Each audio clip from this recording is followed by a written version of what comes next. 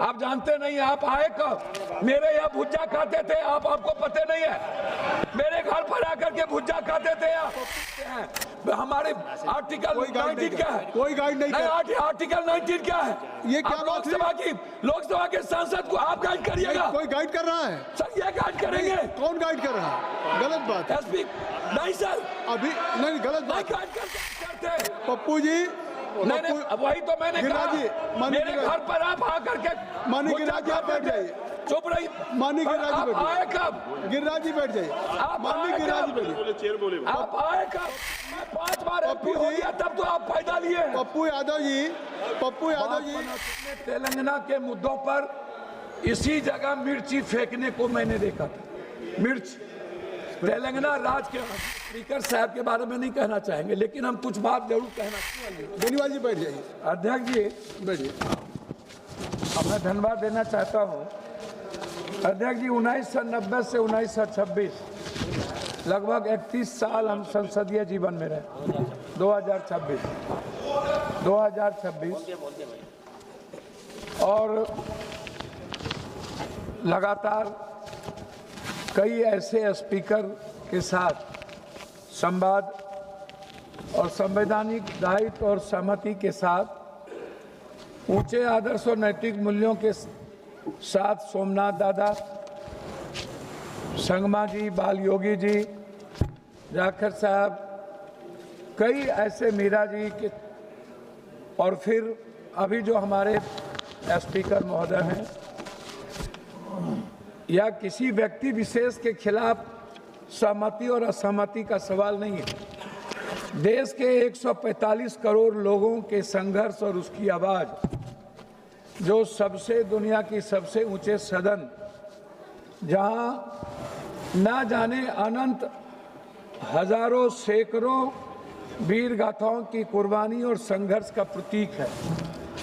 चाहे तिलका मांझी हो, भगवान बिरसा मुंडा हो, सिद्धू कानू हो, लोरिक हो, अल्लाह रुदल हो, बाबा साहब अम्बेडकर हो, चाहे वो संत रविदास हो, कबीर हो, चाहे दुनिया के जितने इतिहास, भगत सिंह, चंद्रशेखर जी, जिनका भी, अब्दुल हमीद, अशफाकुल्ला, जिनकी भी हिस्ट्री को आप ले लीजिए, वह इसी लोकतांत्रिक मूल्यों की रक्षा के लिए इन्होंने कुर्बानी की।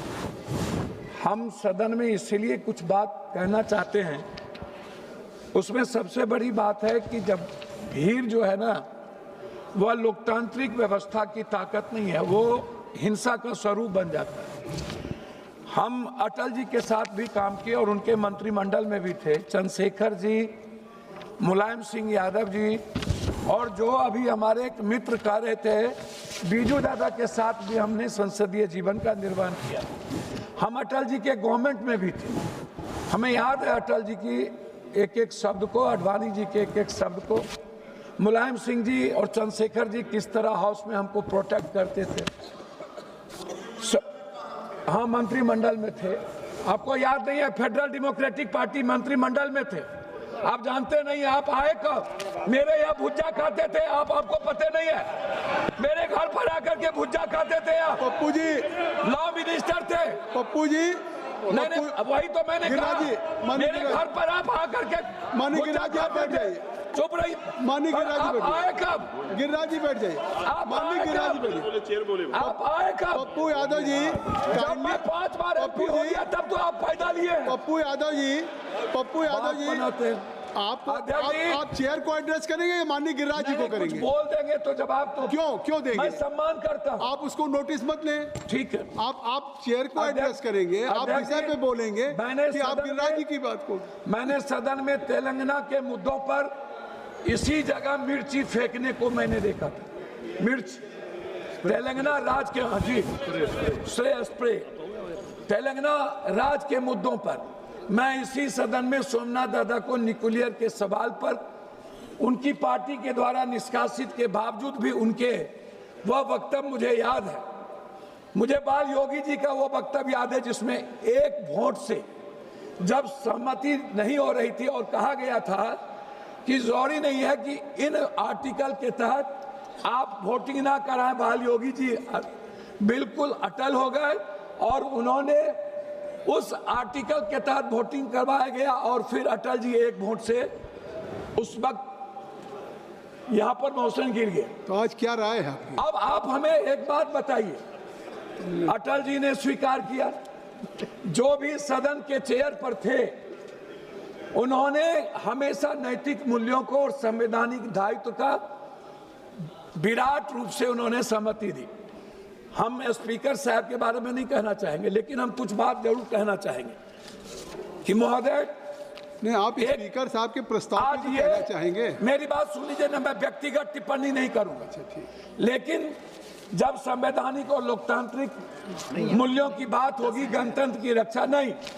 आप देखिए, मैं एक बात आपको मार्शल जी कहूंगा, आप गाइड करते हैं, हमारे आर्टिकल 19 क्या है? कोई गाइड नहीं कर।